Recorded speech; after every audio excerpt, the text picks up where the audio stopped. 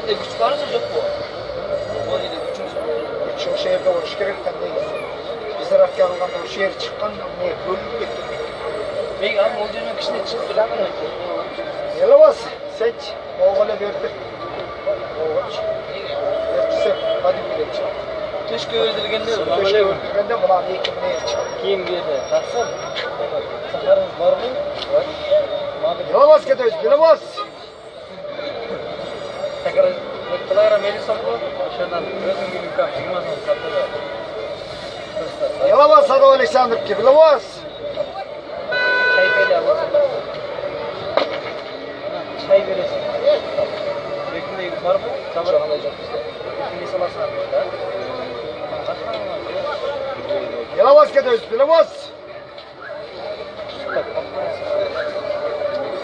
Yalamaz. Yalamaz hadi Alexander ki. Yalamaz. Satış mümkün mü ki?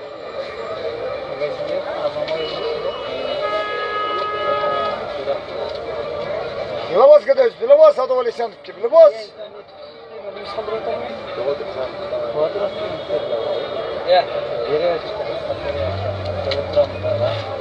Niye ne? Ben çok küçük kantarım var. Şunday değilim. Yalamaz gidiyoruz. Yalamaz hadi Alexander ki. Yalamaz. Sırtı mı? Sırtın mı? Daha koydum.